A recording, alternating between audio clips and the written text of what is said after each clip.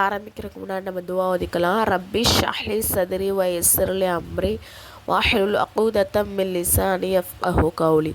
ரப்பி ஸித்னி இல்மா ரப்பி ஸித்னி இல்மா ரப்பி ஸித்னி இல்மா. அடுத்த பாடம் என்ன அப்படின்னு சொன்னால் வெட்கமும் நாணமும். அதாவது ரசூல் ஸல்லல்லாஹு அலைஹி வஸல்லம் அவர்கள் ரொம்பவே வெட்க குணமுடையவங்களாக இருந்திருக்காங்க. அதே மாதிரி தெருக்களில் கடை வீதிக்கு ஏதாச்சும் போனால் அப்படின்னு சொன்னால் அமைதியாக வந்து செல்லக்கூடியவங்களாகவும் உடலில் வந்து மறைக்க வேண்டிய பகுதிகளை வந்து முழுசாக கவர் பண்ணி செல்லக்கூடியவங்களாக இருந்திருக்காங்க. அதே மாதிரி அவங்க வெடி சிரிப்பே சிரித்ததே கிடையாது. சரிங்களா? இப்போ வந்து சுய தேவை அப்படின்னு இங்கே என்ன சொல்கிறாங்கன்னா, நம்ம வந்து பாத்ரூம் போகிறோம் இல்லையா, அந்த மாதிரி. அப்போ அந்த காலத்தில் வந்து பார்த்தோன்னா பாத்ரூம்லாம் கிடையாது, வெளியே தான் போகணும். அப்போ வந்து ரசூல் அப்படின்னா மக்களை விட்டு ரொம்ப தூரமாக, சொல்லப்போனால் 3 கிலோமீட்டர் கூட தள்ளி போய் அவங்களோட சுய தேவையை பூர்த்தி செஞ்சுட்டு வரக்கூடியவங்களாம் இருந்திருக்காங்க.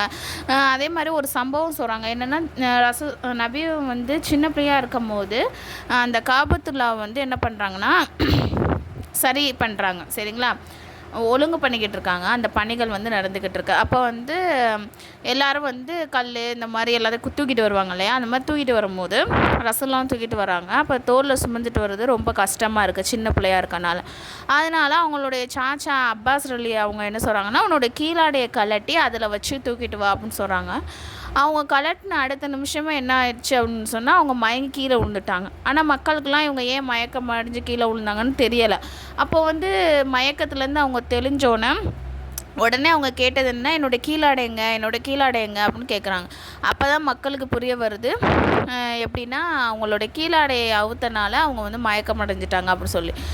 ஏன் இது வந்து சின்ன விஷயம் தான், சின்ன பிள்ளை தானே அப்படின்னு சொல்லிட்டு நிறைய பேர் இப்போ என்ன பண்ணுறாங்கன்னா, என்ன சொல்கிறது, ட்ரெஸ்ஸே போடாமல் விடுறது, இந்த மாதிரி பல விஷயங்கள் நடக்குது.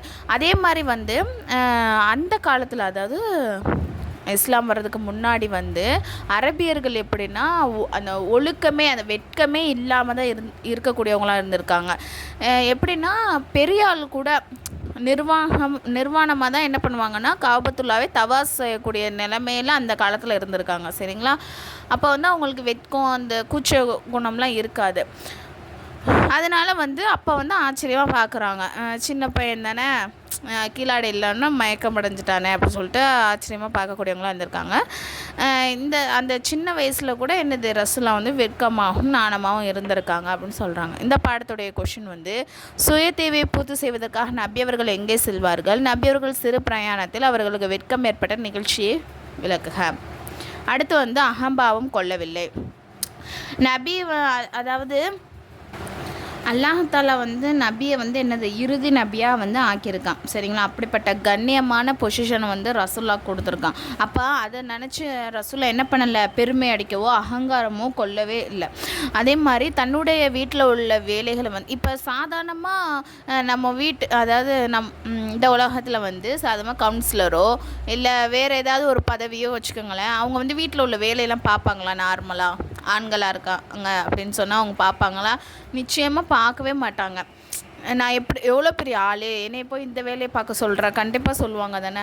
ஆனால் ரசூல்லா வந்து எவ்வளோ பெரிய அந்த உலகத்தில் உள்ள மக்கள் அனைவருக்கும் என்ன தலைவராக இருந்தும் கூட அவங்க வீட்டில் வந்து அவங்களுக்கு செய்ய வேண்டிய வேலைகளை வந்து அவங்களே தான் பண்ணிக்குவாங்க. சரிங்களா? அவங்களால முடிஞ்ச வேலையை வந்து ஹெல்ப் பண்ணுவாங்க, வீட்டில் உள்ளவங்களுக்கு ஹெல்ப் பண்ணுவாங்க. அதே மாதிரி அவங்க வேலையை அவங்களே பூர்த்தி செய்யக்கூடியவங்களாக இருந்திருக்காங்க.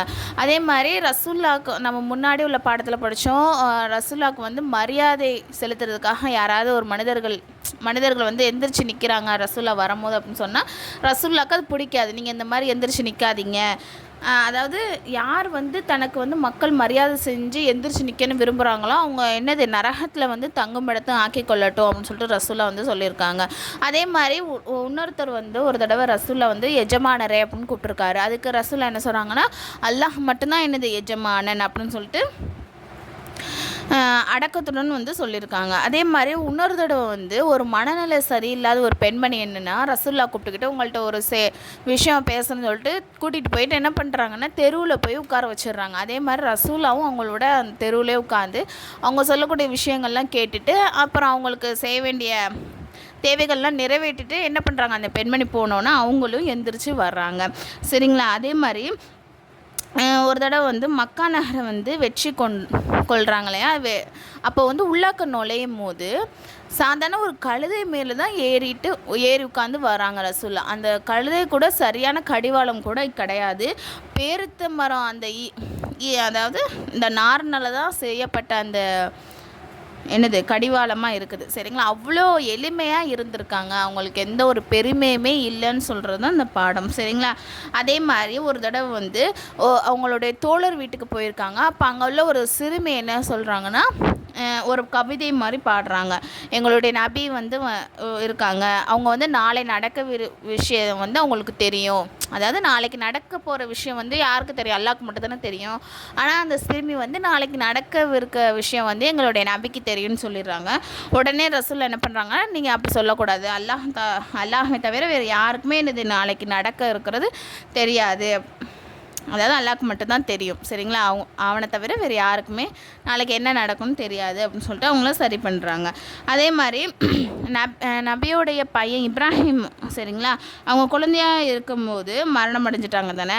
அவங்க மரணம் அடைஞ்ச அன்னைக்குன்னு பார்த்து சூரிய கிரகணம் ஏற்படுது. சரிங்களா, அதனால் மக்கள்லாம் என்ன சொல்கிறாங்கன்னா, ரசூல்லாவுடைய மகன் இறந்தனால தான் இன்றைக்கி சூரிய கிரகணம் ஏற்பட்டுச்சு அப்படின்னு ஒரு விஷயத்தை வந்து பரப்புகிறாங்க. அப்போ ரசூல்லா என்ன சொல்கிறாங்கன்னா, கிடையவே கிடையாது, சூரிய கிரகணம் உண்டாகிறது, சந்திர கிரகணம் உண்டாகுது, எல்லாமே அல்லாஹ்வுடைய கட்டளைப்படி தான் அது நடக்குதே தவிர யாருடைய இறப்பாலும் பிறப்பாலும் எதுவுமே நடக்க போகிறது கிடையாது அப்படின்னு சொல்கிறாங்க. சரிங்களா, இப்போ சில பேர்லாம் சொல்லுவாங்களா, மழை பெஞ்சா ஒருத்தவங்க இறந்து போன அந்த டயத்தில் மழை பெஞ்சால் ரொம்ப நல்லவங்க போல் இப்படி மழை பெய்யுது, இந்த மாதிரி பல விஷயங்கள்லாம் சொல்கிறாங்களா. அதில் ஷிர்கான சொற்கள், அல்லாஹ்வுக்கு இணை வைக்கிற சொற்கள், அந்த மாதிரி விஷயங்கள்லாம் நம்ம வந்து பேசவே கூடாது. சரிங்களா, இன்ஷா அல்லாஹ். அதே அடுத்த இது என்ன அப்படின்னு சொன்னால், ஒரு முறை நபி ஸல்லல்லாஹு அலைஹி வஸல்லம் வந்து என்ன பண்ணுறாங்கன்னா, உளு செஞ்சுக்கிட்டு இருக்காங்க. அப்போ உளு செஞ்ச தண்ணீரில் வந்து சில தோழர்கள் வந்து என்ன பண்ணுறாங்க, தனது கைகளின் பிடித்து தங்கள் முகத்தில் வந்து தேய்ச்சிக்கிறாங்க. ஏன் இப்படி செஞ்சுக்கிறீங்க அப்படின்னு ரசூல்லா கேட்கும்போது அதுக்கு அவங்க சொல்கிறாங்க, அல்லாஹ்வுடைய மற்றும் அதன் தூதரும் பிரியத்தினால் தான் நாங்கள் வந்து இப்படி வந்து நாங்கள் செஞ்சுக்கிறோம். அதாவது ரசூல்லா பண்ண அந்த ஒளு செஞ்ச தண்ணி இருக்கும் இல்லையா, அந்த தண்ணியை பிடிச்சி அவங்க மூஞ்சில் வந்து தடவிக்கிறாங்க அவங்களுடைய தோழர்கள். அதோட அதாவது அல்லாஹ்வுடையும் உங்களுடைய பிரியம் எங்களுக்கு கிடைக்கிறதுக்கான தான் நாங்கள் இப்படி பண்ணுறோம் அப்படின்னு அவங்க சொல்கிறாங்க. அதை கேட்ட ரசூல்லா என்ன சொல்கிறாங்க அப்படின்னு சொன்னால், அல்லாஹ்வின் தூதரை யார் நேசிப்பாரோ அவர்கள் உண்மையே பேசட்டும், அமானிதத்தை நிறைவேற்றட்டும், அண்டை வீட்டாரோடு நல்ல முறையில் நடந்துக்கட்டும். அதாவது நீங்கள் வந்து அவங்க யூஸ் பண்ண பொருளை யூஸ் பண்ணுறது, அவங்களுடைய தண்ணியை வந்து மூஞ்சில் அடிச்சுக்கிறது, அதன் மூலமாக அல்லாஹ்வுடையோ அவனுடைய தூதருடைய பிரியத்தையோ அடைய முடியாது. நீங்கள் என்ன பண்ணணும், அதாவது அல்லாஹையும் அவனுடைய தூதருடைய பொருத்தத்தை நீங்கள் வந்து கிடைக்கணும் அப்படின்னா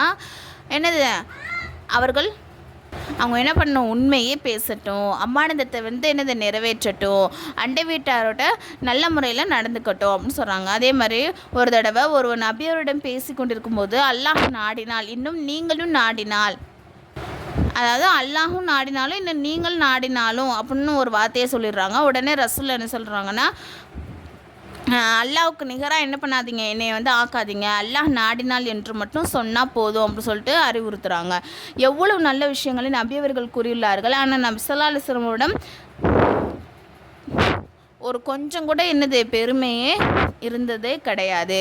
இந்த பாடத்துடைய கொஷின் என்ன அப்படின்னு சொன்னால், நபியவர்கள் எந்தெந்த வேலைகளை தாங்களே செய்து வந்தார்கள், நபியவர்கள் பணிவு பற்றி ஏதேனும் ஒரு நிகழ்ச்சியை கூறுக, நபியவர்களை நேசிப்பவர்கள் எவ்வாறு நடந்து கொள்ள வேண்டும். ட்ரீம் முஅல்லமா கோர்ஸ், இதில் வந்து ஜாயின் பண்ணுற விருப்பம் உள்ள ஒன்லி லேடிஸ் மட்டும் கீழே வந்து டெலகிராம் லிங்க் வந்து கொடுத்துருக்கேன், அந்த குரூப்பில் வந்து ஜாயின் பண்ணிக்கோங்க. அதில் வந்து மற்ற டீட்டெயில்ஸ்லாம் இருக்குது.